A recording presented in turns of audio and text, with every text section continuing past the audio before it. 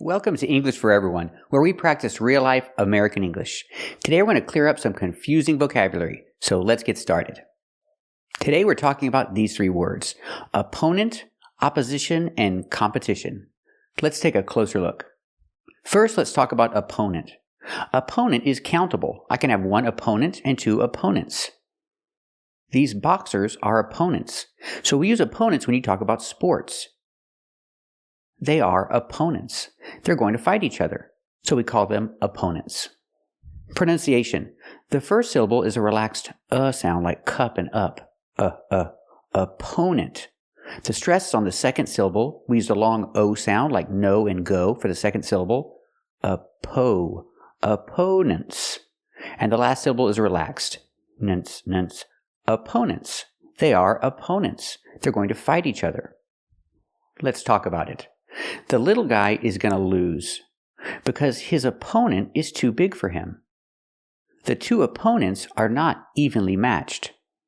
One is much bigger than the other one. So the little guy is going to lose because his opponent is much bigger than him. Let's practice. Are they opponents? That's right, they're opponents. Is the little guy going to lose? That's right, the little guy is going to lose. Why? Why is he going to lose?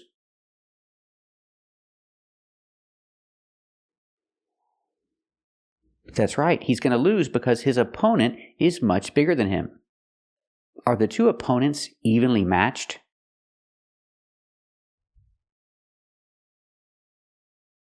That's right, the two opponents are not evenly matched. It's not a fair fight. Now let's talk about politics. In politics, we can use the same word. We can say they are political opponents. They don't agree with each other. They are political opponents. They're candidates running against each other for a political office. We call them political opponents. Let's practice. Are they political opponents? That's right, they're political opponents. Do they agree with each other? That's right, they don't agree with each other. Are they candidates running against each other for political office?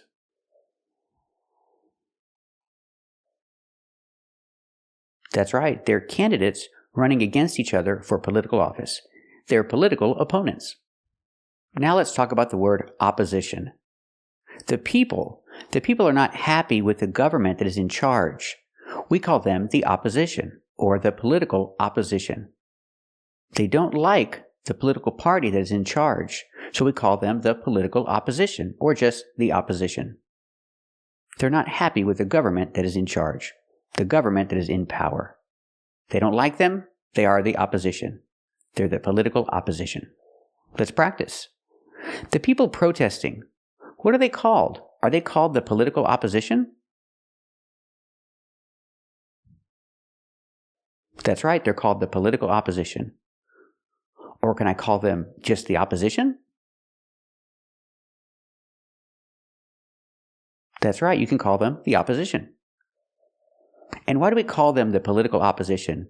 Are they happy with the government that's in charge?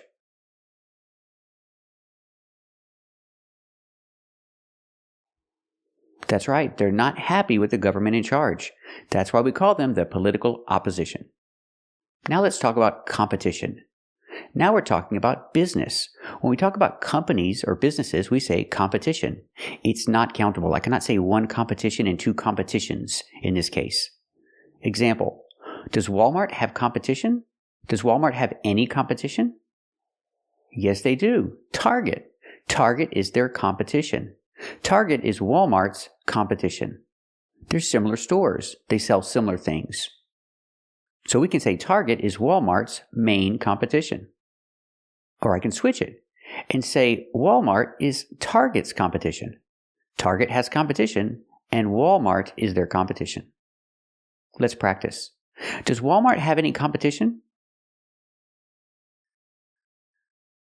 That's right, Walmart has some competition. And who is their competition? That's right, Target is their main competition. Now let's switch it. Does Target have any competition? That's right, Target has some competition. And who is it? Who is Target's competition?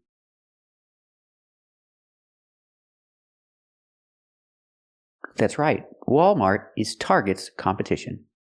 They are their main competition. So remember these three words: opponent, opposition, and competition.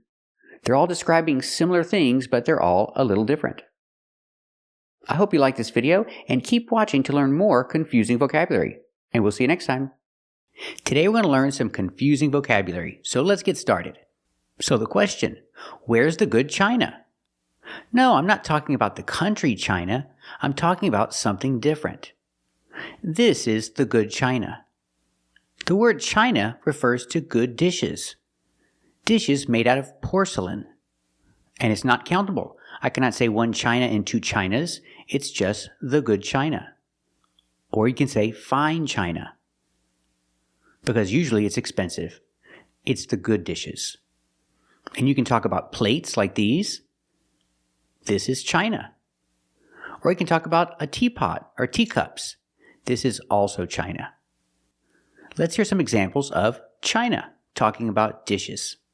Just nice to be sitting at a table, set with fine china. I just set out the good china. Put those over there and be careful. That's fine china. Lucy's putting the finishing touches on a fancy dinner table. Good china, silver, etc. Hey, that's my good china. Use the good china. It's fine china. Very fragile. You idiot. Mom's good china. Well, I think there's some candle holders in the china cabinet. The china had never been used. Does it wear silk? Or eat off fine china? So the answer to the question, where's the good china?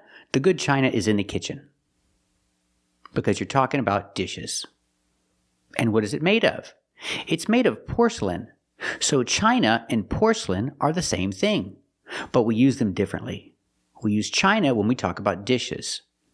I don't have any good china. I don't have any fine china. What about you? Do you have any china? Very good.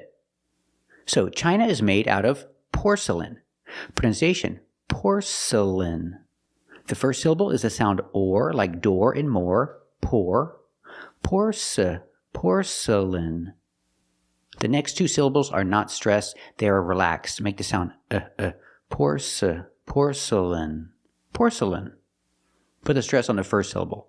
Now you can say the dishes are made of porcelain, but we usually don't say that. We usually just say china when you're talking about dishes made of porcelain. So we use porcelain to talk about other things. Example, a sink. The sink is made out of porcelain. Or a toilet. A toilet is made out of porcelain. That's when we use the word porcelain. Let's practice. What is the sink made out of? That's right, the sink is made out of porcelain. What about the toilet? What is the toilet made out of? That's right, the toilet is made out of porcelain. That's the material. The same material as the good dishes, but we have different names for them. So remember, this is china. This is good china. This is fine china. You can say it's made out of porcelain, but we usually don't. We just call it china. And if you talk about a sink or a toilet, you cannot say it's made out of china. We say it's made out of porcelain, but they are the same material. Thank you for watching, and if you like this video, subscribe to our channel. And if you want to become a member, click the join button. And we'll see you next time.